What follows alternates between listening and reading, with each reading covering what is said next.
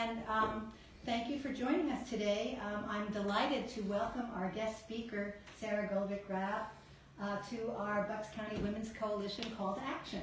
I'm Liz Downing, a member of the coalition, and we are joined by our youth committee today, who would love to ask you some questions, if that's all right. I'd like to start with Leah, if possible. She's one of our seniors, so she's looking at. So you're a senior. Yes. Okay, cool. I am. So as you know, there is intense competition to get federal and state funding for colleges, and it's definitely a hot topic. So in your opinion, how do we best convince legislators that it's a priority, affordable education, and that it's something that needs to be addressed? So help me understand a little bit. When you say intense competition, do you mean students fighting for the money, or Students do you mean and schools, also or? schools.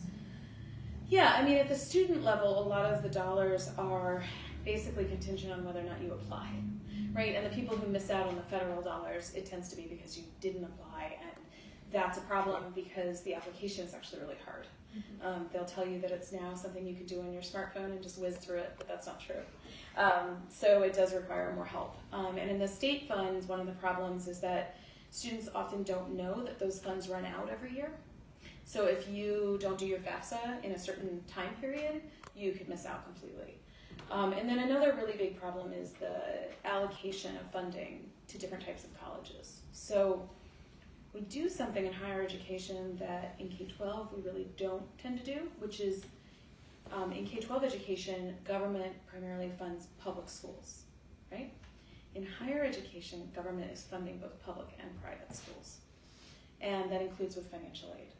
And so the competition for dollars is increasingly difficult, let's put it that way, right? So I think one of the biggest questions going forward is whether we're going to encourage the state and federal government to start to focus first on the public sector, for example, and make it so that we have at least one affordable option in the public sector before we start spreading the money to all the other kinds of schools.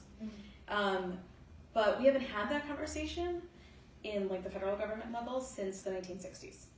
So you all probably don't remember that time. So yeah, so I think one of the questions at this moment is a political question, which is what are the things that people like you are going to put on the agenda? What are you going to make a priority?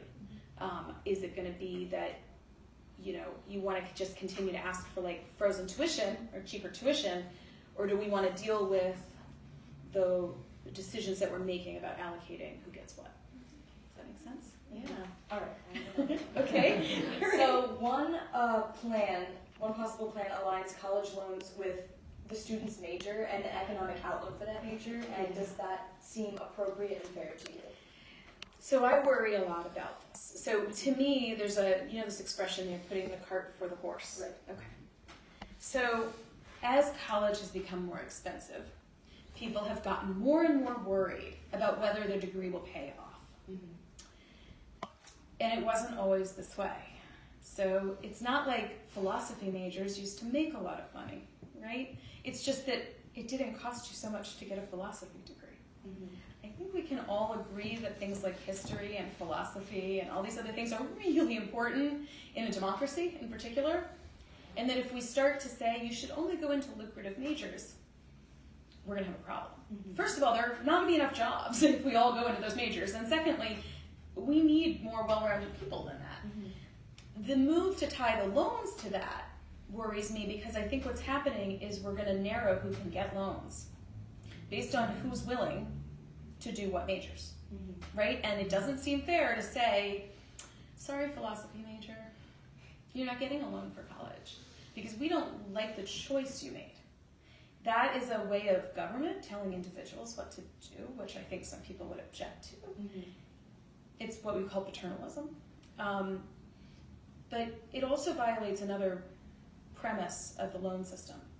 Federal student loans are not regular financial products. Okay, they're not like your mortgage for your house. People compare them to mortgages, but they're not like mortgages.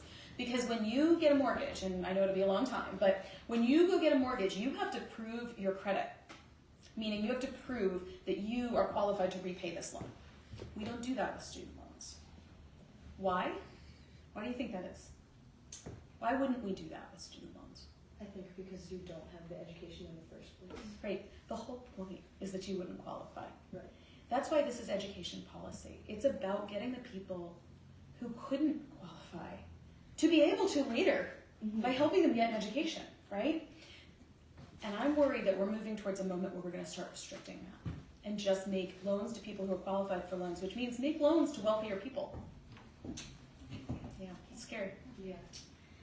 So, on the topic of wealthier and less wealthy people, Yeah. how do you think we can best respond to the widespread problems of hunger and homelessness? Oh. There's so many, Yeah, my heartbreaking work. Yeah, so first tell me, are you a junior? Or? I'm a sophomore. You're a sophomore. Yeah. I was going to guess a little bit more there. That's great. That's great. I have to tell you, I don't get to talk to too many high school students, so this is a privilege. My son thinks he's a high school student, but really he's in 6th grade. So, and I can tell what's coming. So first, the number one thing is we actually have to talk about it a lot more. So there's a reason you're seeing a lot of media stories. We're working really hard to make that happen. And it turns out that you can attract the media. There are strategies for that, right? There's storytelling to be done. There's data to be shared. The reason that's so important is that one of the problems we have with public policy is that it's based around an image of who the students are. It's a false image. So, have you seen any television shows where there are college students on them? What is it like? What's the show? What do you watch? Like Grownish? Have you seen Grownish? Oh yeah, Yeah. Grownish. Seen Grownish? Okay, is there any other? I Have you ever heard of? don't Have you ever heard of Felicity? Have you ever heard of Felicity? No. Have you ever heard of A Different World? I have, yeah. Okay, so throwback. Okay, when I was your age, there was Felicity. And according to Felicity, every student goes to NYU and they live a really nice life, and their biggest trouble is who they're going to date. There's no hungry and or homeless college students on television, right? So it becomes really hard for people to imagine how this could happen. We need to get it in people's heads that just like they know someone who might have a different gender or sexual orientation than them, they might also know someone who's at risk of these problems. And when it becomes personal, we notice people act, right? So I do a lot of work to try to humanize these students and try to make it clear that, I'm sure I'll say this later today, many of them I know could be the sons and daughters of many of my friends. And so I think the best thing you can do at this stage is that kind of work, right? To talk about that. I would love it when you go on college tours, if you're going to do that, ask them, where are the supports in case things don't go well, right? Where are the supports if my meal plan is not enough? If my roommate gets in a fight with her mom and her mom doesn't pay her bills anymore, who's going to help her? That's just as important as any other question that you would ask them about, like, what people do on Saturday night there, right? And the things that people ask about on campus tours. Make sense? Yeah. Cool. So I'm Rachel. Hi, Rachel. Nice to meet you. So in addition to financial supports, should the Promise programs also address academic readiness and mentoring to help ensure student success? So, Promise programs are like, there's a million varieties. It's kind of like saying, should fruit do something, right? Well, blueberries and apples do different things, right? Yeah. So there's a word in there, and they do have one thing in common, which is actually that they use that word promise. And I like that word because it recognizes that the biggest trouble we have right now is that people have lost trust in the system. I worry a lot, though, that when we make like a new policy or a new program, we think it has to fix everything. And the one thing I know for sure after 20 years of watching policymaking happen is that if you think one thing's going to fix everything, you haven't watched a bill go through Congress. Okay? So there isn't going to be a single program that Pennsylvania would set up, for example, that would take care of the price and the resources for the college and the mentoring and the academic readiness. No. In fact, think about when we made high school free. Okay, so I know you weren't there. Okay, and a lot of people don't seem to really get this, but like Horace Mann in the late 1800s started talking about trying to make high school free. And it didn't really catch on and happen until around 1940. Patience, therefore, is part of the story, right? The second part is he didn't say, we're going to fix elementary school education, right? He didn't say, and we're going to pay for their houses and their food, right? He said, we're going to make it tuition free. I would argue he did a pretty good job, right? You don't stop yourself from going to high school because your parents can't pay the tuition. You might very well have some living expense troubles, right? And we've set up separate programs for that. So After college, or after high school was made tuition free, that's when we got the National School Lunch Program. Probably familiar with like the milk, right? Mm-hmm. See, we did one thing, and then we did a different thing, and then we did a different thing, and they add up Mm-hmm. to the current thing. So I encourage that kind of pragmatism. I worry that we're making perfect be the enemy of the good in a lot of cases. It's very idealistic to hope for the whole package. And I was that person 10 years ago, and now I'm like, look, let's just get some things put in place. Like, let's say we get 2 years of free college, and then we get 2 more years. Well, we did elementary before we did high school. Yeah. You know what I mean? I think that's where some history classes, they won't give us loans to take them, but they're kind of important. I hope that's useful. Yeah. Hey, on the federal level, what are the most pressing changes needed to make the financial aid system work better for all students? Let's get rid of the FAFSA. Okay, that's where I would honestly say the number one thing people are talking about, unfortunately, is called simplifying the FAFSA. So let's say there's 40 questions. They'd like to see if we can ask 10. Here's the problem. First, one of the biggest problems people have is that they can't get their parents' information to fill out the FAFSA. Whether it's 10 or 40, they still can't get it. Doesn't solve the problem. The amount of time it takes is not actually the biggest problem. Another issue is that states are using that form as well to make their decisions, and so are many colleges. I think if at the federal level we cut it to 10, they're just going to add back on new forms. Okay? When I say get rid of it, I mean let's reject the idea that everybody has to go out and prove they can't afford college. It works if 1 in 10 people can't afford it, right? And we have to find, like, let's imagine we have 10 apples on the table. We need to find the one with a worm, right? But let's be honest, if we think that like 7 or 8 of them have worms, we might not want to spend the time to figure out which one has worms. We might just throw them all away. And in this case, we're not going to throw them away. We're just going to say, look, how much time do we want to spend figuring out the 1 or 2 people who don't need our help? Why don't we just help everybody? Do you see what I'm saying? Mm-hmm. And so we don't have a FAFSA if we just agree that everybody goes to public college and we don't charge tuition. We could have a FAFSA for private colleges, right? We could have a whole separate system for that. I'd argue that would make sense, right? But this is a big tension. There are even a lot of people on the left who believe and have been taught, and this actually comes from economics. It comes from a certain grain, theme of economics, that it's really just best to only pay for the people who absolutely need it. So we need to put them through that exercise. And you know how it ends up feeling for the poorest people? It ends up feeling like they have to prove their poverty. It ends up feeling like they have to go, and it's like, why, you know how, actually probably here, I could be wrong, but at your school, do you know if you have to fill out a form to get free lunch, or if they just serve free lunch to everybody? I think you have to be qualified. You have to fill out a form. Okay, so guess what? In Philadelphia, in the city where my kids go to school, there's no forms. They give it to everybody. Why? Because they don't want to embarrass anyone. And in Philadelphia, the percentage, it's not like my kids either, right? But you see what I mean? My kids don't know anymore who needs to put their hand up and who doesn't. And so high school students in particular have been hungry for years because they're embarrassed to sign up. And so in elementary school, you'll get your free lunch, and in high school, you don't get it because you're stigmatized. I'm so tired of watching my students be stigmatized for things. I would so much rather just everybody do it together.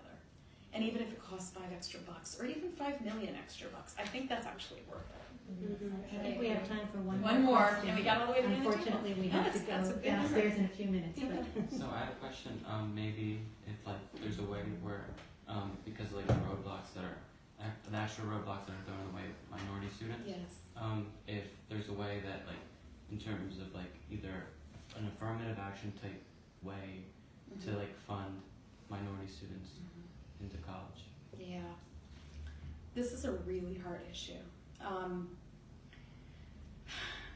Even the ability, let's put the money aside for a second, right? Even the ability to do literally affirmative action, which basically means, and I've sat through these admissions committee processes, so I know exactly what this looks like.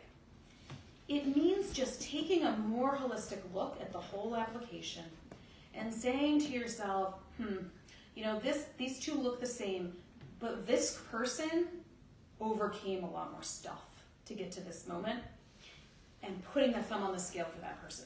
That is so under attack. at every level that is hard for me to imagine we would do it for financial aid. However, there's an alternative, right?